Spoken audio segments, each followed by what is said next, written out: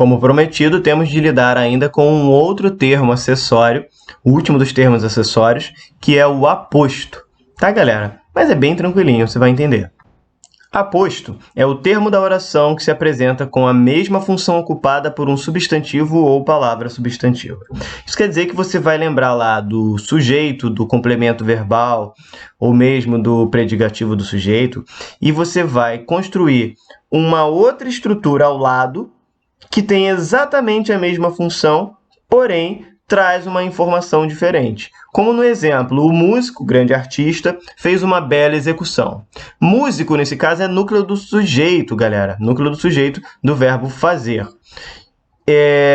Nesse caso, o termo entre vírgulas, grande artista, se refere diretamente a músico. Mas esse grande artista é também um substantivo. Logo, ele também ocupa a mesma função. Só que ele não está somando a informação, ele está apenas aprofundando essa informação. Então, trata-se de um aposto. A teoria é um pouco complicadinha nesse termo, mas você vê que na prática é muito simples. Até porque o aposto costuma vir separado dos demais termos da oração por vírgula, dois pontos ou travessão. Apesar da definição de aposto parecer um pouco complexa, como eu tinha dito, você vai ver que na prática fica tranquilo porque a gente tem uns tipos específicos de aposto. A gente tem a classificação do aposto.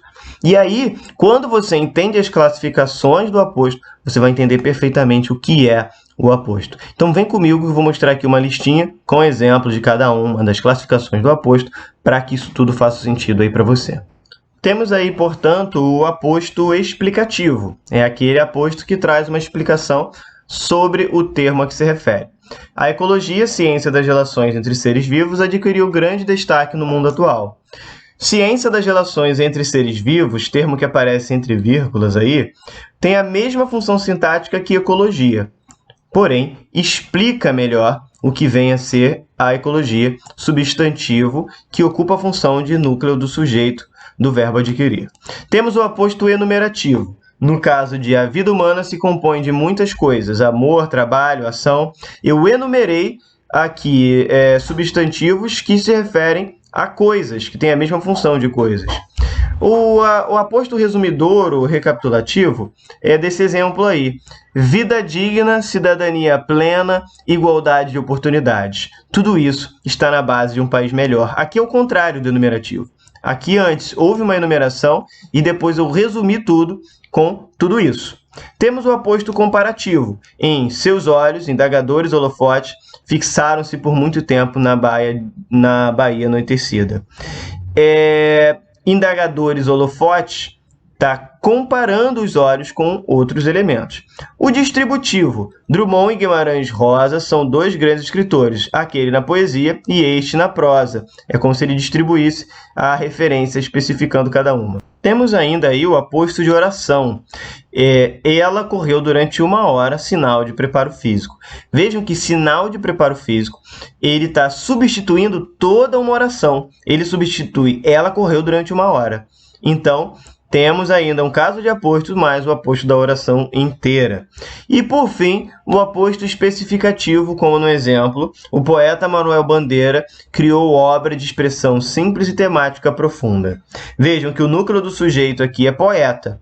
No entanto, Manuel Bandeira, que ocupa a função aí de aposto, especifica qual é o poeta, a que poeta estamos nos referindo. Então, esse aposto é o especificativo e que costuma vir sem as vírgulas comuns desse tipo de termo da oração. Portanto, fique atento aí. Para encerrarmos aí a aula de hoje, temos ainda um termo que é bem tranquilinho de entender, que é o vocativo. O vocativo, como eu disse anteriormente, ele não é nem essencial, nem integrante, nem acessório.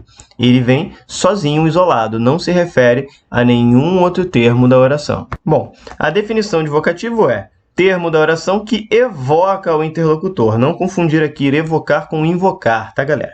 Invocar é o que a galera do satanismo faz no cemitério meia-noite. Aqui é você se referir ao seu interlocutor. Então, quando eu tenho aí Pedro, traz logo o equipamento. Esse Pedro, ele se refere ao interlocutor do enunciador dessa oração. Belezinha? O que há de especial a ser dito aí sobre o vocativo são essas observações que eu enumerei para vocês. Ele não possui relação sintática com outros termos da oração, não pertencendo, portanto, a nem ao sujeito, nem ao predicado.